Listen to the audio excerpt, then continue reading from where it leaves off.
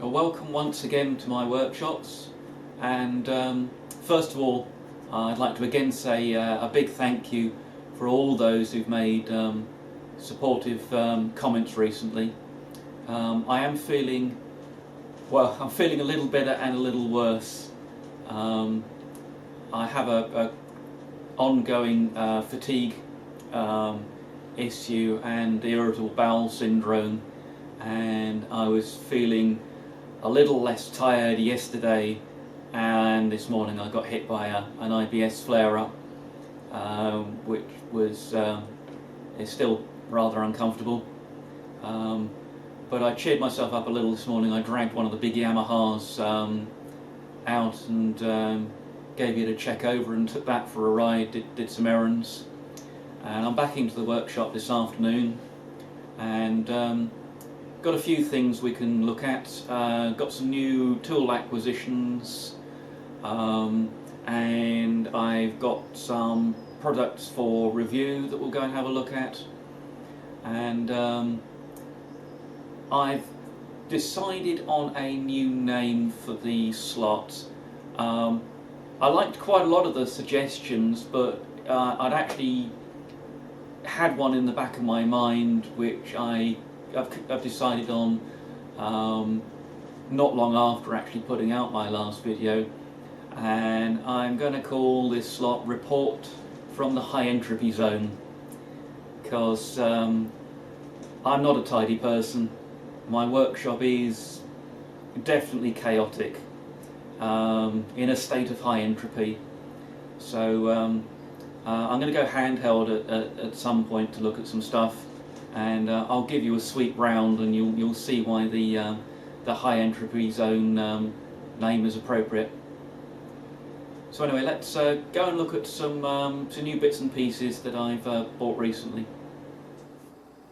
Well, the workshop bench is a little bit crowded, so I've laid out the new stuff on the table of the mill, and down at this end is a brown and sharp pattern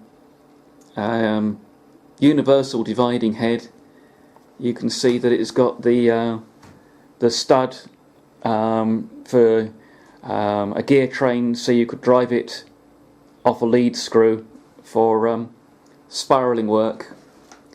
And I didn't buy it because of that, and in fact that stuff's likely to come off, and I plan to do a stepper motor conversion. But this is the BS2 size of dividing head. I've got actually 3 BS0s, which we'll have a look at maybe next time. And sometimes they're too small. I've had to operate one up on razor blocks before, so when I saw this, it's a Vertex BS2, and Vertex are Taiwanese, and generally their stuff's pretty reasonable quality. It tends to be good enough in all the right places, if a little rough in others, though it's nearly always worth stripping and cleaning out the packing grease, which is sometimes contaminated. Anyway, this was an eBay discovery. It's a company up north that deals in clearing businesses, and this has just got I think it got sort of left out in the rain for half an hour, and has picked up a coating of surface rust. It's you can see there's quite a lot of shiny metal underneath. It's all free and in working order, just a little brown looking, so we'll give that a clean up. And this is the same size dividing head as the one that Keith Rucker did a rebuild on, and also Basement Shop Guy, who and you can see my one under there, which I haven't got a name on, but is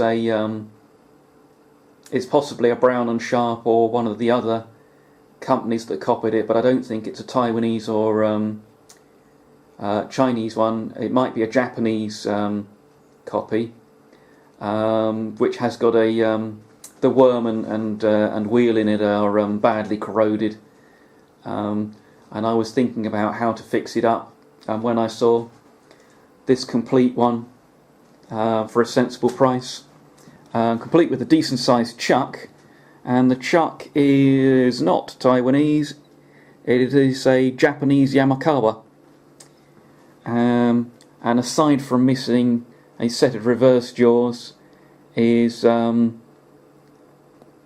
really nice and tight, and I doubt this thing's ever seen much use. So at some stage we'll give that a clean up and a rebuild. Now the next little item was this set of toolmaker's clamps, and I just dragged out the clamps I had already to give you the range of sizes there.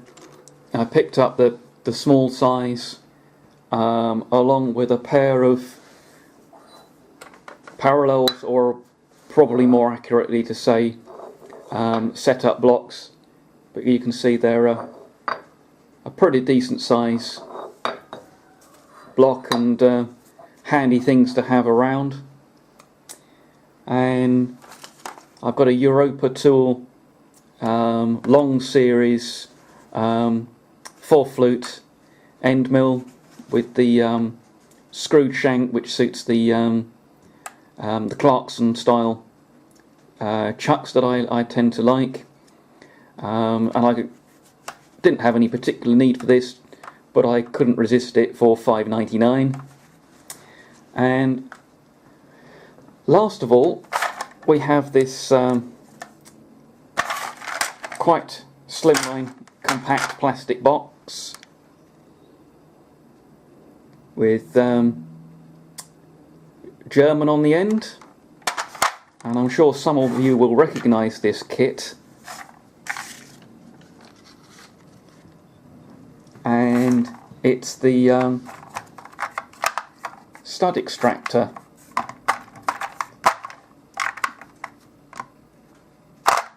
which I can't get out. That's better. So these are these sort of spline style adapters with the nuts to drive them, the bushes for guidance when drilling, and the appropriate drills. And you know, we've seen Tom Lipton fighting with a seized exhaust manifold stud, which, probably due to the exotic nature of the alloy and the turbo installation, resisted nearly all attempts to remove it, and certainly this style of extractor. But I still thought it looked like one of the better ideas for extractors, and I got this what looks to be a brand new and unused set for £15. So bought that, and it'll go into the armoury ready for when we get stuck. Well, this is the cheap eBay purchased and almost certainly Chinese made camera mounting arm that I've been using, and yeah, they kind of work okay. I think it cost me all of £11, so you know, I can't complain at the value, but it wasn't always the nicest thing to use. You know, it doesn't flow as fluidly when unlocked, or lock quite as stiffly when locked as you'd like, but generally adequate. Took quite a crank on the knob to get it to lock reasonably well, and I've used it on this laboratory stand. But now on top of this stand I have a Noga camera arm, and this is essentially the same as the indicator mounting arms, but you can see that it's got a, let's get an angle where the backlighting isn't washing everything out. But you've got one of these repositionable handles, change locking, and it's got the quarter 20 threads and the big rubber padded nut to lock the camera up. And this is altogether a much nicer proposition. Now the reason that I've got this goes back to this stand, my Noga style Chinese locking arm that after a dismantle and a little bit of fettling works reasonably well. It still doesn't lock quite as tightly as I'd like, but for what you can pick them up, yeah, they're okay. They're not a waste of money, and there are certain situations where you might want a cheap one around rather than using a good one. They're probably better for sort of positioning a coolant hose than trying to get an indicator to stay in the right position. But when I'd got my genuine Noga indicator holder to go into the spindle, and did a comparison and also said how to upgrade, and I since then purchased one of these splendid base adjustment arms, and the video got noticed by Noga, and they asked Linear Tools, who are the UK representative of Noga, as well as selling a whole range of other stuff, to send me some stuff to review. So we'll move that one out of the way, and what we have here is their modular system. We'll try and keep this reasonably clear.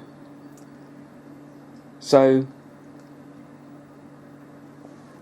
you've got the arm itself, which is got 6mm threads on each end.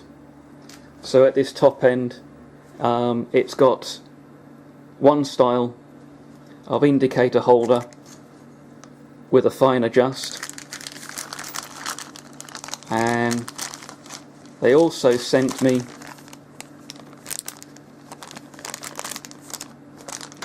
excuse me, let me get that out of the packet.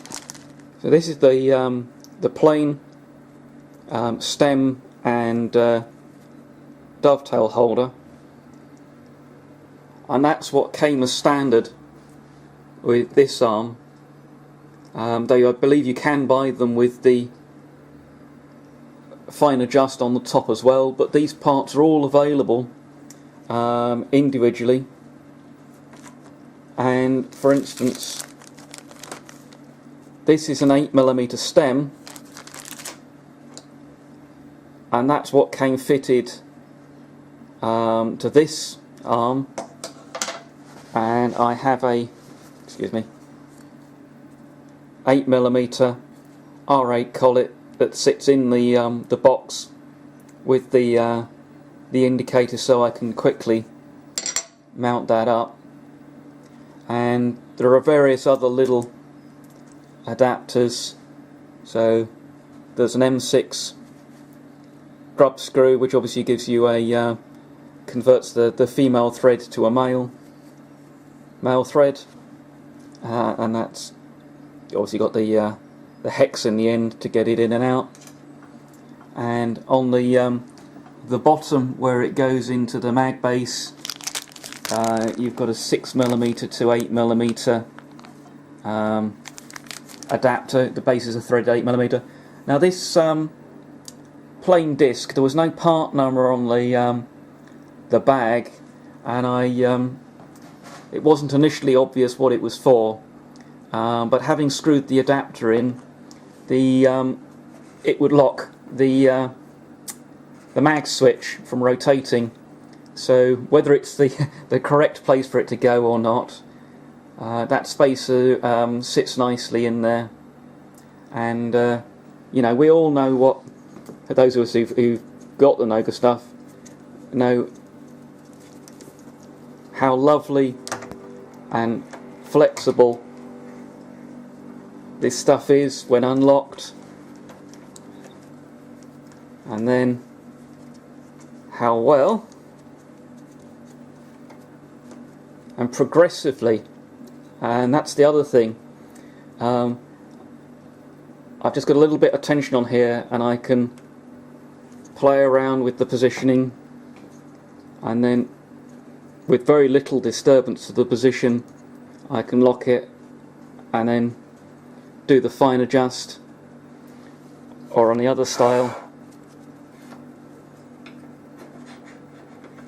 we've obviously got the fine adjust on the bottom, and sometimes you may indeed want both. If you've played much with setting up indicators with the old rod and clamp system, you're quite often fighting to get it into the position you want, and then fighting to get it locked up without changing it. So, you know, it's not as if you need a lot of these. You probably only need one or two.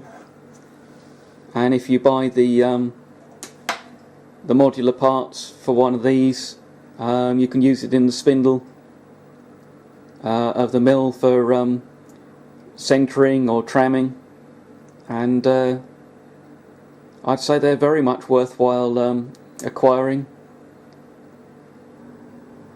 Of course, the other thing that Noga are well known for is their deburring tools, and so I was sent one of these multi-tools, and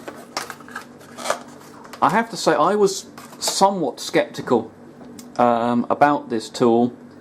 You know, a Swiss Army knife, if it's one of the sort of, you know, 5 to 7 blade or attachment kind of things, is quite a useful tool, but often multi-tools just don't work very well. However, having had a little play around with this, you've got the hole deburrer,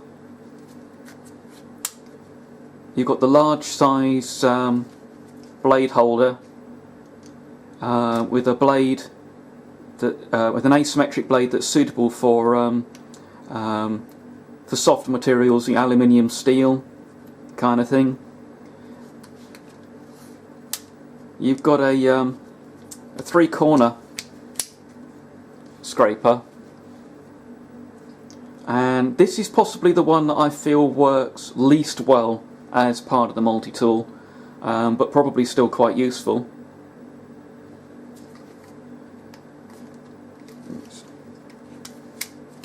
And then finally you've got, oh, come on, a holder which takes the smaller size blade, and the blade that's in there is a symmetrical geometry, so a much less acute angle on it, which is more suited to harder materials, you know, maybe cast iron and so on. And let me just grab something.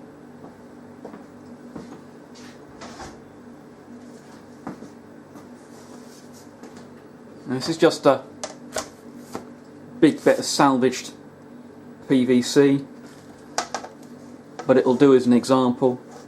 So I'm using the hard blade,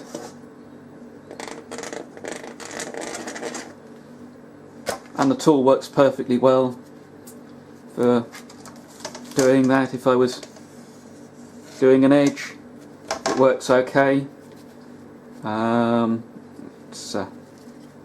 Keep forgetting to pull the release to fold them away. because they do latch when out, which is a nice feature, and the latch feels firm. So again, that works just fine.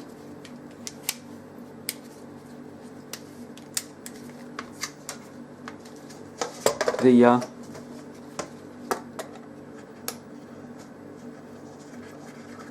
whole chamfering or deburring tool actually works really nicely.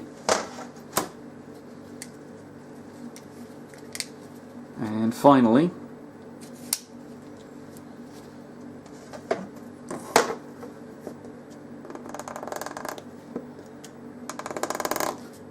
I keep, rather than wanting to hold the tool like this, I find myself wanting to hold it right up close with the scraper tool. But again, it works okay. I think this tool would not be the first thing I would reach for when doing deburring, but actually it works an awful lot better than I thought it would when I first saw it. It's not, you know, there is no way that this thing could be described as having an ergonomic grip. You know, there is no kind of attitude in which it fits nicely into the hand, but it works just fine. What I think will happen with this is it will stay on this bench for general purpose use, whereas all my loose deburring stuff, you know, the various handles and blades, which mostly live in a drawer and are vulnerable to getting scattered when out on a bench, will stay in the other workshop. But yeah, I like this. To my surprise, somewhat, I think it's a valuable addition to particularly a portable toolbox, or as I say, onto this bench away from the machines themselves, but where I perhaps do more you know, sheet metal work and saw and file work, and have need of a deburring tool. So yeah, if you're in the market for some deburring tools, this is certainly worth giving some consideration to. And I also got sent some other deburring tools, more conventional, more or less a standard handle. This is really nicely made in all plastic, with a release for the blade, and not brilliantly easily in gloves, but with a selection of the of various blade geometries stored away in the handle. So again, you've got hard material blades and soft material blades, and so that's a nice tool. It isn't the type that's got the telescopic holder for reaching down inside stuff, but it's a very useful general purpose tool. And I was also sent this little holder, and this looks like the little disposable units. It's all plastic with a pocket clip, but it does actually have a releasable blade, so you can replace the blade, and something like this would be very useful. You know, sometimes you need more than one deburring tool, and it shares the tooling with the other handle. And to complement those, there is the a selection pack of 10 popular blade geometries, and lets you bring you up somewhat closer on this. And what I'll do is I'll get the catalogue out, and we'll have a look at the suggested applications for these various blades.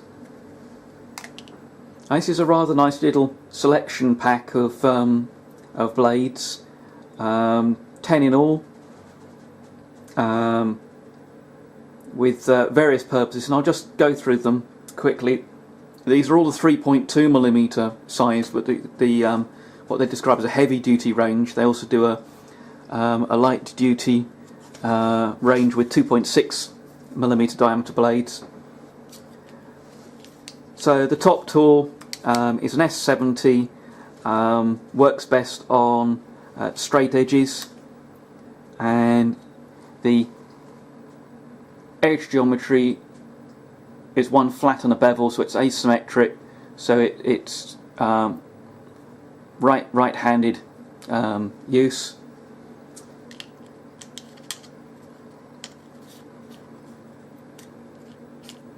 And then we have an S60 blade. Again, it's an asymmetric geometry for right-handed use, and this is for cross holes in difficult to reach places. And they also do this this blade with a titanium nitride coating. And next on down we've got the S202, which is for fine edges on brass and cast iron, and this one has two bevels. It's a symmetrical geometry, so obviously the angle is less acute and it's less likely to dig in.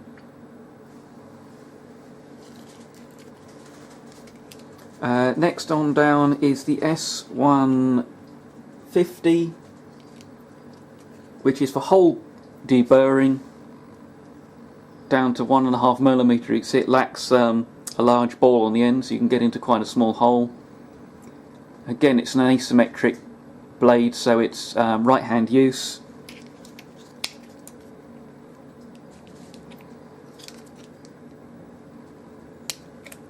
And we've got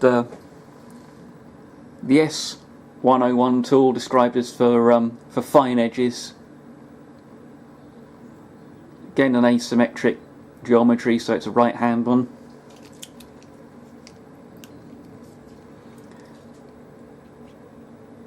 Now,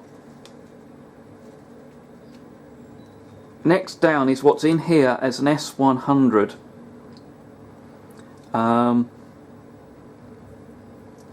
And this doesn't quite match up with what's in the catalogue. You can see that it's a bright finish on the tool rather than the black oxide. It's an asymmetric, and the tool, there's an additional identifying ring on the shank. You've got the main locking groove plus this secondary one. What matches that's in the catalogue is an S10S for use on stainless steel. Now there is an S100,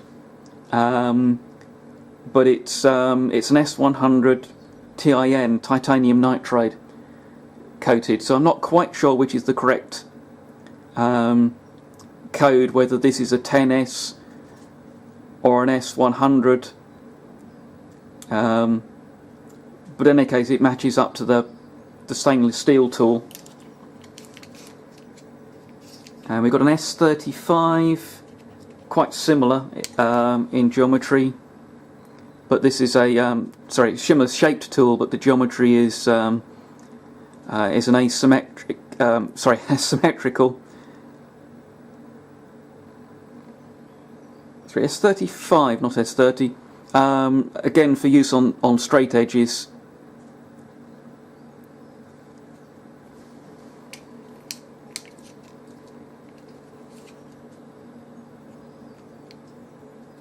Now the tool that matches up to, again this is in a bright finish, symmetrical geometry and brass and cast iron use, which makes sense due to the less acute angle.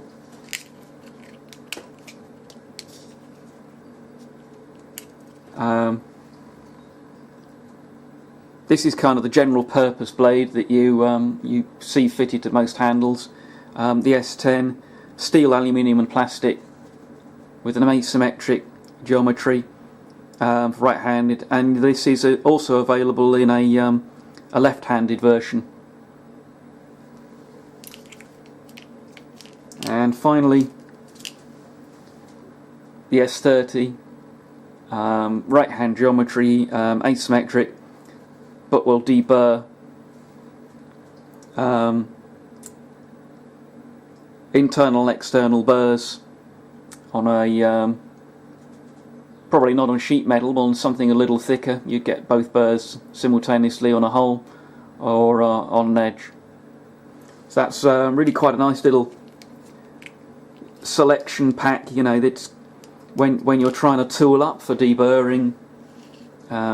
If you're going to buy additional blades, you know, you might be thinking, well, what blades do I need? But for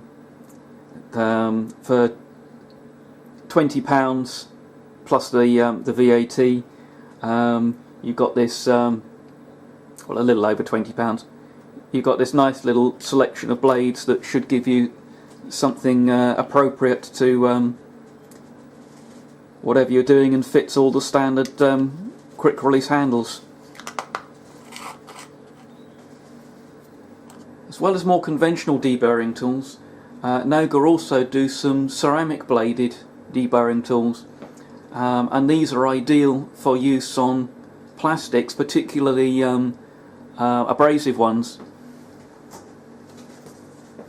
So this is a sawn edge that hasn't really been deburred properly. Got a concave edge, and that really works very nicely. And in fact, even the back of the blade enables me to take that sawn edge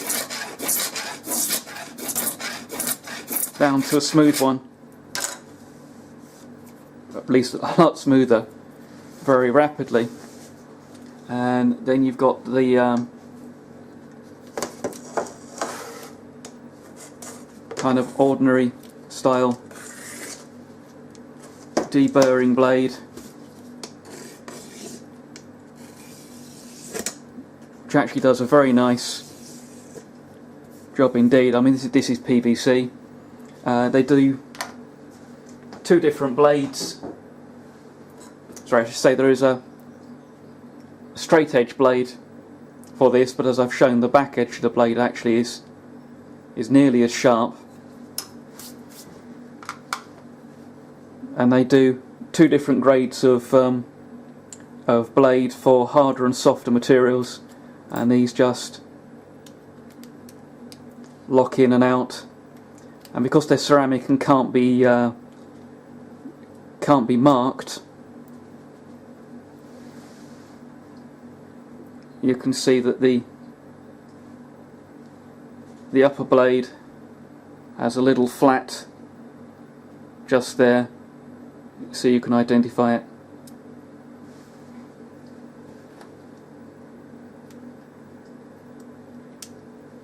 And they just slot in to the handle. And seeing as I'm using a 3D printer at work, these I think will be very handy for cleaning up the output.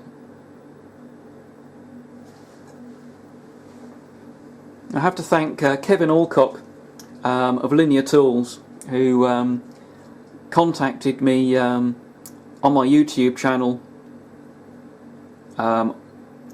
you know, saying that Noga had liked the videos I'd done on some of their tools and would like to send me some things for review. And we had a very nice chat.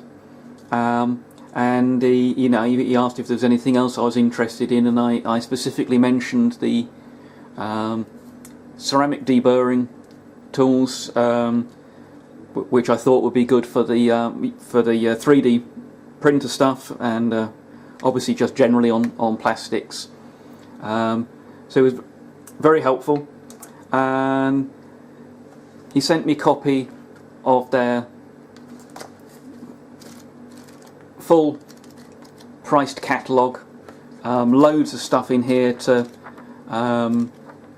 look through, and you can download a full copy from the Linear Tools website.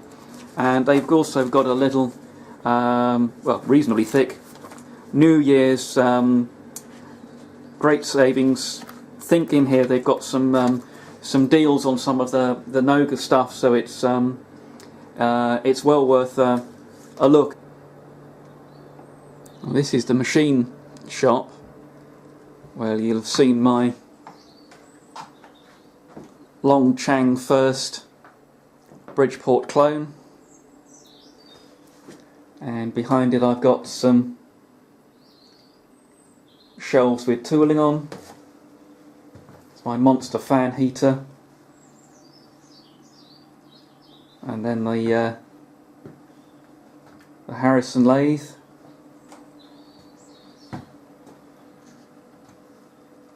Clutter on top of all the cabinets. My Meddings pillar drill, which was a bargain from work when they were clearing out one of the workshops. Another cabinet. These are rather nice. These are actually computer punch card cabinets. There's my surface plate, valve refacer, couple of Clarkson tool and cutter grinders, disassembled, waiting rebuild. There's a box of wiring on the end from a CNC mill. It's my Start-Right bandsaw. In the corner under the cover is a Denford Orac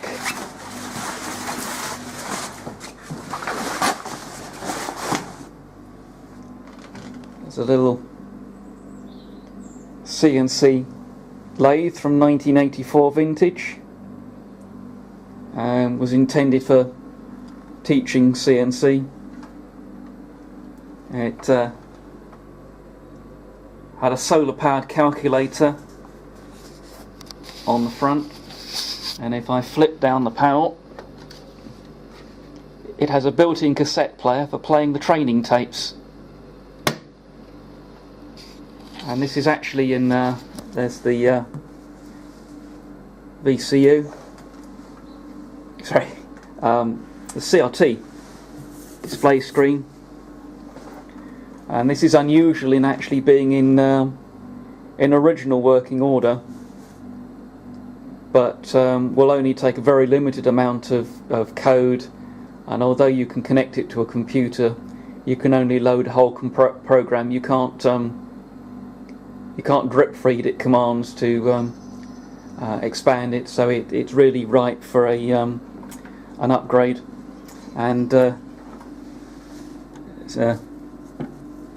put my hand in for reference, very small little multi-fix tool post. My plan with this was to put a BXA tool post straight on the top slide,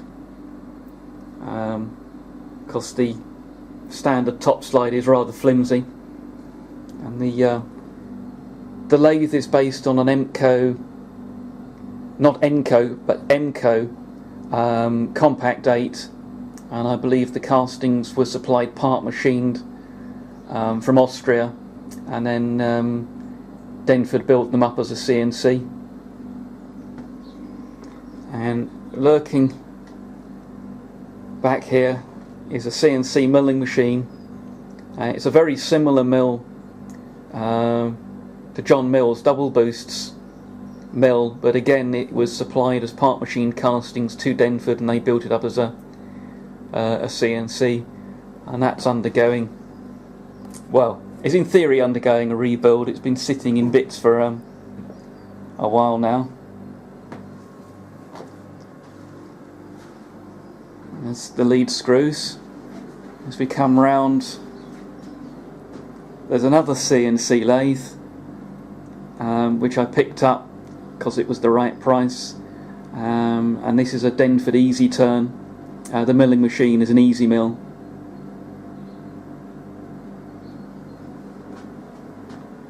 And then there's the other side of the tooling rack. Various motors on the floor. My little 2.5 horsepower compressor, which was an absolute bargain from Aldi. Doesn't get a lot of use, but it's relatively portable. You can actually pick it up and carry it if need be, so when I need to do the tyres on the car or the bikes and I can't get them round the back, I can wheel that or carry that through.